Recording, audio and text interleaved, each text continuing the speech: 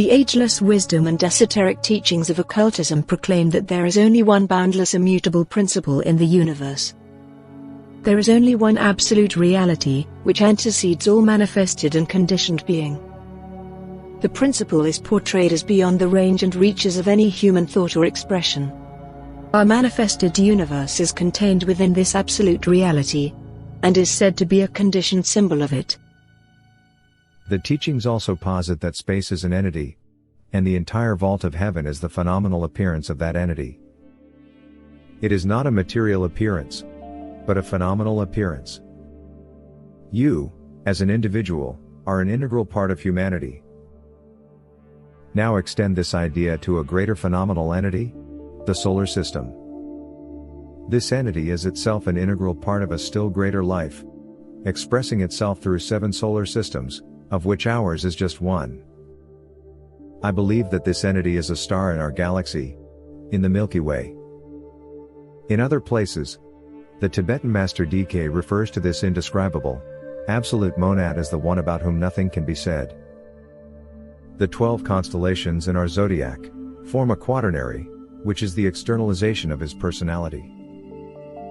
As our body is a living organism with cells forming parts of various organs, so is the universe, a living organism with planets and stars, forming parts of various organs known as solar systems, constellations, galaxies, and so on.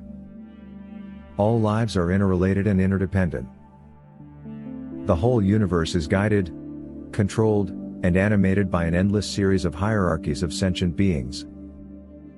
The famous scientist, David Bohm, stated that the universe is one integral whole.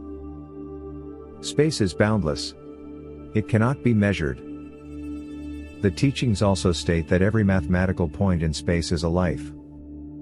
The ancient Greeks, such as Pythagoras, called this life a monad. A monad is a consciousness center. Its essence is deity. It is indivisible.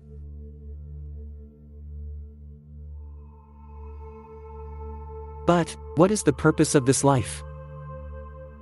Ageless wisdom teachings state that spirit is the first differentiation from all, the causeless cause of both spirit and matter.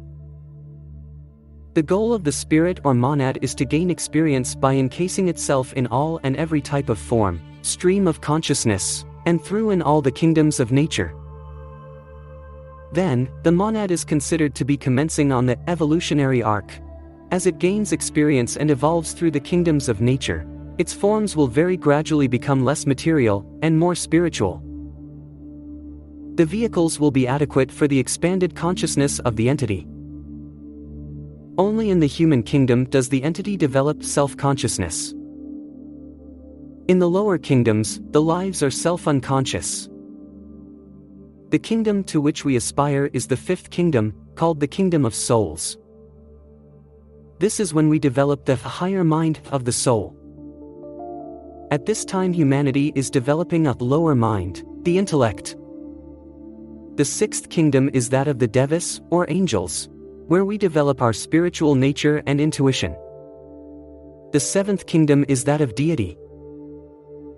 This is where we continue to evolve on higher dimensions. Since consciousness is infinite, every deity will continue to aspire to greater goals on the endless ladder of evolution. All life has consciousness. The ancient teachings state that everything is a life. Article by Marguerite Darboggia. Marguerite Darboggia formerly served as membership secretary of ISAR. She was the past publisher of Cosmos magazine for many years, as well as secretary and director of ISAR and UAC. She is a co-founder of UAC and served as registrar at UAC 86.